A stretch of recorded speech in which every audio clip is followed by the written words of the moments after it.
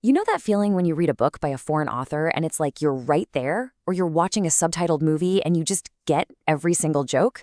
Well, that experience, that's not magic. It's actually the result of a hidden battle, a whole series of tough decisions made by a translator. Today, we're going to pull back the curtain on this incredibly complex and often invisible art. We're going way beyond the simple idea of just swapping one word for another. So, let's dive in. And this quote from over a century ago, it absolutely nails it.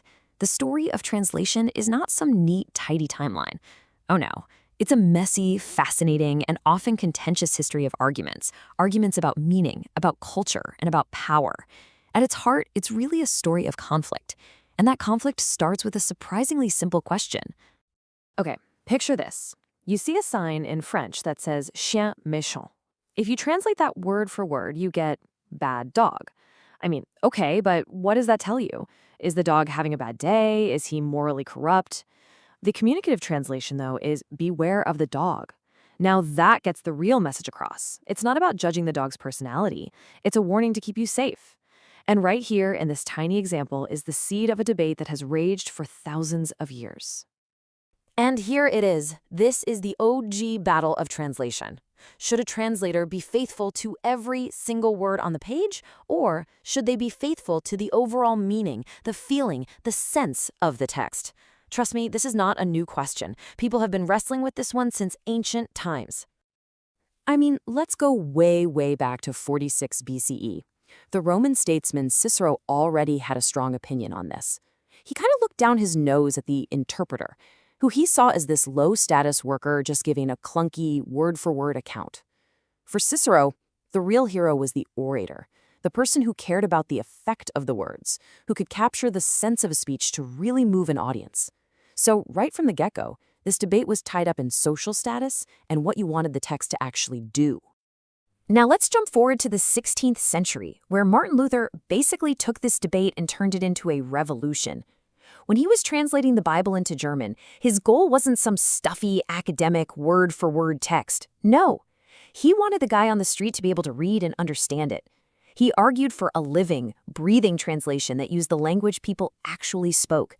For Luther, translating for sense was a radical act of making information accessible to everyone. And as you can see, this debate was evolving all over the world. In 1791, a Scottish scholar named Alexander Tytler tried to formalize things with 3 laws of translation. Then, just over a decade later in China, Yan Fu came up with his own incredibly influential principles: fidelity, fluency, and elegance. Everybody was grappling with the exact same problem, just coming up with their own frameworks for how to solve it. Okay. Now let's leap into the 20th century, because this is where things take a very scientific turn. After centuries of debating based on taste and gut failings, linguists started asking, hey, can we systematize this? Can we create objective, repeatable rules for translation? And this led to a whole new quest, the search for something they called equivalence. So equivalence became the big goal. What it means, basically, is that a translation is a success if it creates the same effect on its new readers as the original text did on its first readers. It's not just about matching words anymore. It's about matching the experience.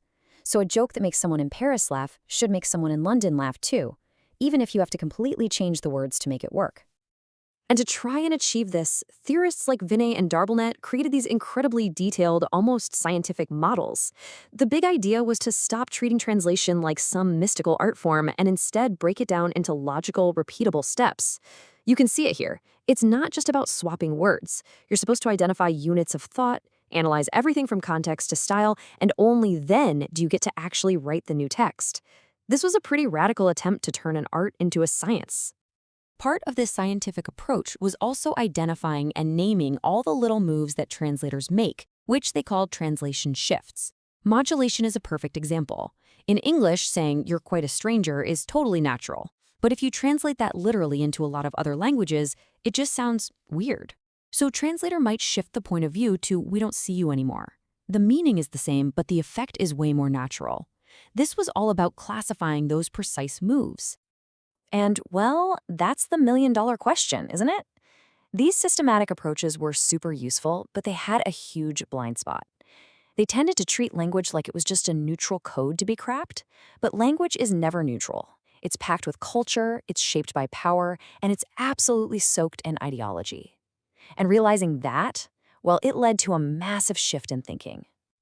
This massive shift became known as the cultural turn, and suddenly, the focus moved away from just comparing two texts on a page. Instead, the spotlight swung directly onto the translator themselves and the huge, often invisible power they have. All of a sudden, the translator wasn't seen as some neutral pipeline for words, but as a powerful, active player in shaping culture itself. The theorist Lawrence Venuti gave this a brilliant name, the translator's invisibility. He pointed out that especially in English-speaking countries, we say a translation is good when it doesn't feel like a translation.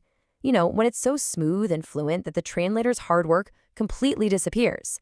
We'll say, wow, it reads as if it was written in English. And in doing that, we basically erase the person who built that incredible cultural bridge for us. So Venuti said a translator faces a big ethical choice with two main paths. The first is domestication.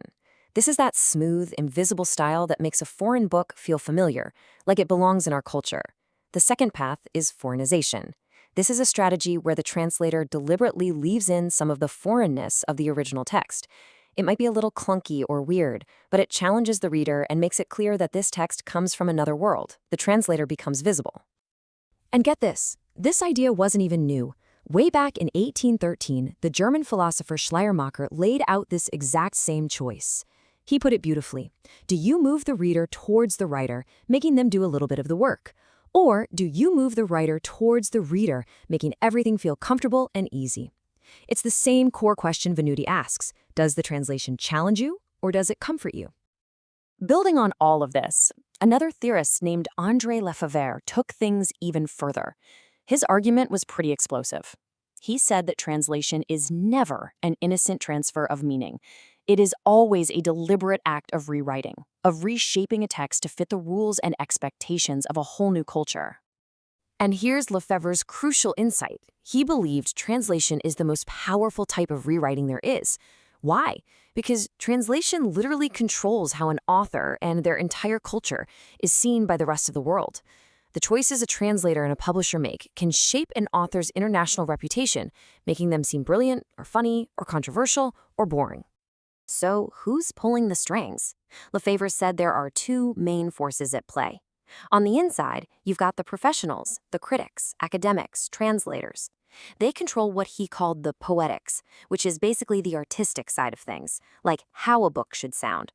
But on the outside, you have patronage, the publishers, the government, the big institutions. They control the ideology, the power side of things, that decides what gets translated and what messages are okay to share.